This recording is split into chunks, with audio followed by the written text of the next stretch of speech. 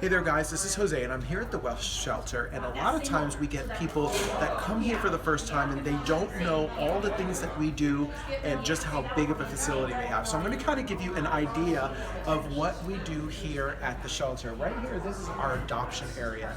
Typically on a weekend we can see this entire space packed full. Right now it's during the week, so we're not quite as full. We would love to see more people here, but this is really where everything finishes. A lot of times people think they need to check in here first before they go out to look at the animals, and that's not the case. But that being said, a lot of times our volunteers will do special showcases on animals, such as this showcase right here. People can then ask for these specific animals. You can see their personalities in some of the pictures, and it gives them an opportunity of a place to start.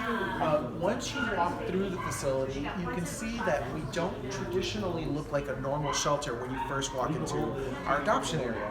These particular rooms that you see, there are life rooms. You can see that they are shaped a little differently. They're glass instead of the iron grates or something that looks like a dog is behind bars. People feel like this is more welcoming. Sometimes some of the dogs that are here are some of our special needs dogs. They need a little bit more attention. Maybe they've been here a little bit longer. And it's an opportunity to get them out of that stressful outdoor kennel space and into a space that's easily more showcased.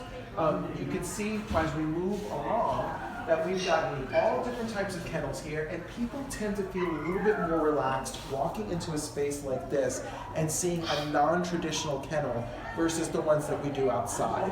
It gets them in the door, they start that feeling of really bonding with an animal, and eventually they work their way outwards.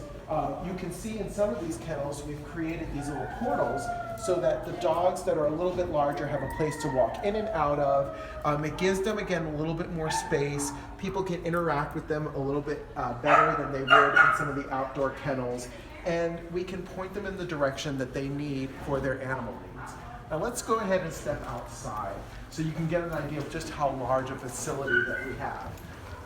Right now, we're going into our play yard area where not only meet and greets are done, but evaluations.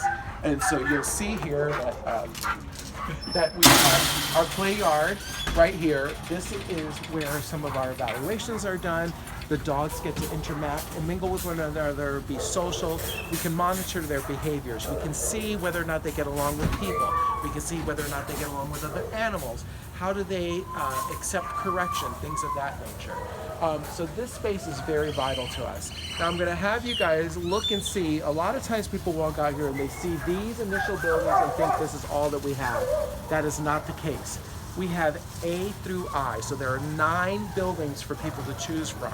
So we want people to really walk around, get a feel for how large the facility is, and understand that when you are dealing with an animal in a shelter environment, the personality that they are showing in these kennels may not be the personality that they're showing outside of the kennel, in a yard, visiting with you in your home, things of that nature.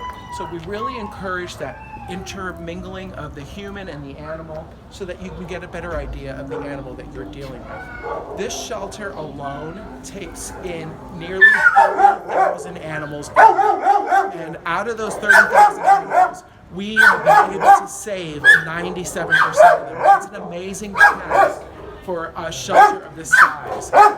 We're really proud of those numbers. And we can't do that number without the help of the volunteers, without the help of you all coming out and adopting. You can see, again, we stretch all the way down. So a lot of times we want people to walk around and see exactly how many animals we're talking about in our facility, and take your time, make a decision as a family to adopt a pet. You don't want to make a rash decision and then unfortunately have the pet end up back here at the shelter. If you have several members of your family, they should all be a part of that decision.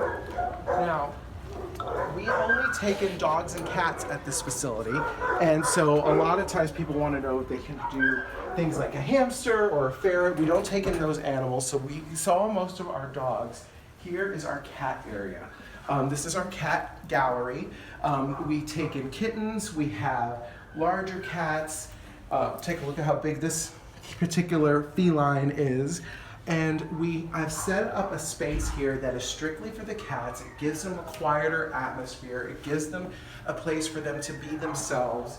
And in a lot of cases, there are in traditional kennels, but we have certain rooms that you can see here that they're out and about, they're being socialized more, and all of these different things will add to making sure that they are adoptable.